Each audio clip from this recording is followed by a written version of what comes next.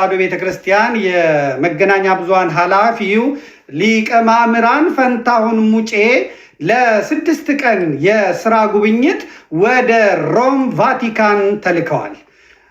ሊቀ ማእምራን ፈንታሁን ሙጬ በቆይታቸው ወቅት ከአርመን፣ ከሶሪያ፣ ከኦሪየንታልና ከምስራቃውያን ቤተክርስቲያናት ጋር በእነዚህ ጉዳይ ላይ ይወያያሉ ተብሎ ይጠበቃል። ዜና ይሰራል።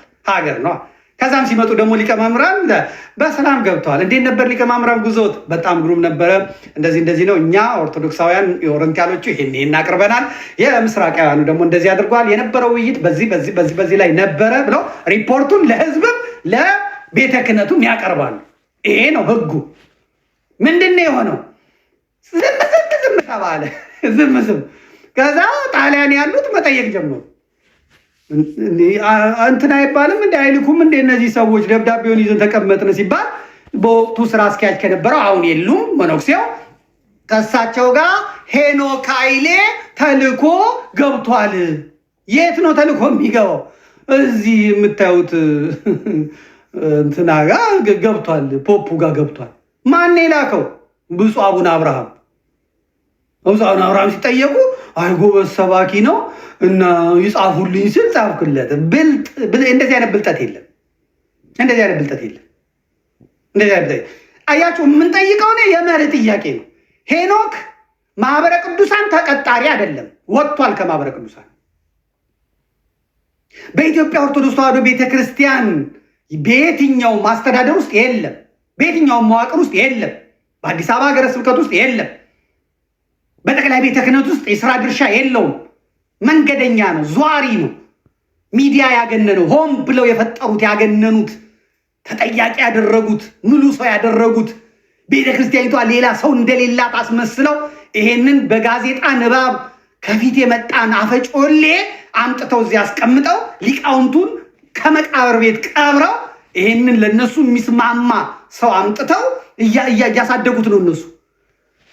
አያችሁ፣ አሁን መንግስት እየሰራለትና ላያችሁ መንግስት ኢቲቪ ይለቀቀለት፣ አስራት እና አርቲስት ቲቪ ይለቀቀለት፣ የኢትዮጵያ ቴሌቪዥን ለቀቀለት፣ ፋና፣ ኦቢኤን፣ ኦኤምኤን እንኳን እንጂ አላውቅም።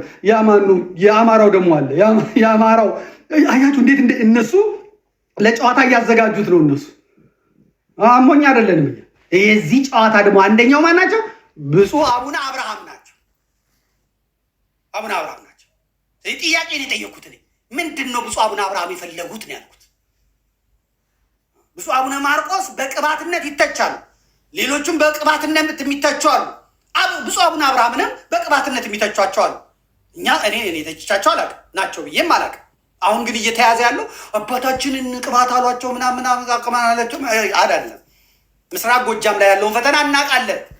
ቆጋ ኪዳነ ምሕረት የተባለው የተቀመጠውን ፓትርያርክ መርጠው ያስቀመጡትን እናውቃለን። ገቡትን ደብዳቤ አስነብበናል፣ አሳይተናል። ስለዚህ ምንድን ነው ብዬ የጠየኩት ይኸው ፓትርያርኩ በዚህ በኩል ያሉት ናቸው፣ በዛ በኩል ደግሞ ያሉት ምክትላቸው ናቸው። ጎጃም ቅባት ፓትርያርክ መርጦ አስቀምጧል። ይኸው ደብዳቤው። ስለዚህ አሁን አቡነ አብርሃም ስልጣን ሲይዙ ቤተ ክህነት ዋና ስራ አስኪያጅ ሲሆኑ ሄኖክ ኃይሌን ላኩት። ሄኖክ ኃይሌ ልክ እንደመጣ ደግሞ ጃንደረባው የሚል ኮንሰርት አዘጋጀ። ያን ኮንሰርቱን ያሳለጡለት ደግሞ ብፁዕ አቡነ አብርሃም ናቸው። ፓትርያርኩንም ይዘው ቦሌ መድኃኔዓለም ተገኝተው ለኢትዮጵያውያን በሙሉ የምስራች እንዲደረግ ያደረጉት ብፁዕ አቡነ አብርሃም ናቸው። ለእኔ አባቴ ናቸው። ከ1985-86 ዓመተ ምህረት ጀምሮ ስንደዋወልም ደውለን ስንነጋገርም ድብና አድርጌ ነው የምነግራቸው፣ እንደ አባት ስለማያቸው ማለት ነው።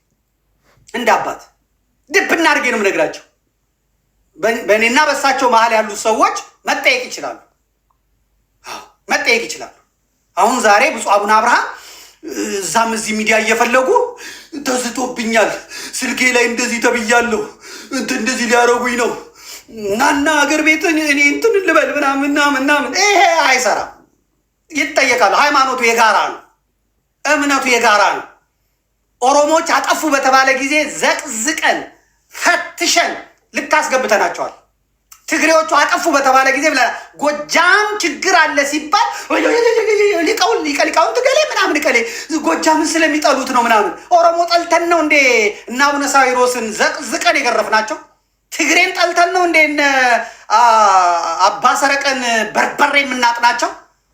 ጎጃም ያሉትንም ደግሞ ለምን ብለን ስንጠይቅ እንዳለ ጎጃም የተነካ ብሎ ማለት ይሄ የሌብነት ምልክት ነው። ነገሩን ወደ ሌላ የማዞር ምልክት ነው። እንጠይቃለን። የጋራ ሃይማኖት ነው ያለን፣ የጋራ ሀገር ነው ያለን።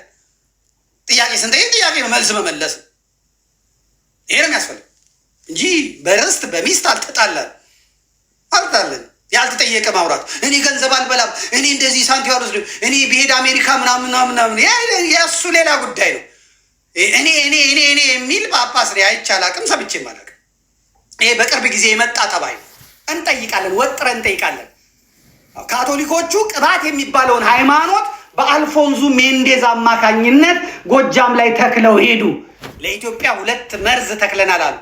በሸዋ ጸጋን፣ በጎንደር ካራን፣ በዚህ በሁለት እንትን በጎጃም ቅባትን ተክለን ሄደናል አሉ። አለቀ። ዛሬ በልደት በዓል አከባበር ጎጃም ውስጥ ክርክር ነው።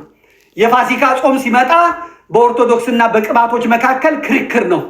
በአንድ ቤተ መቅደስ ውስጥ 2 ጸብ ነው ያለ። ይህንን የተከሉብን እነሱ ናቸው። ስለዚህ አቡነ አብርሃም ለምን ላኩት ነው የኔ ጥያቄ። ለምን ላኩት?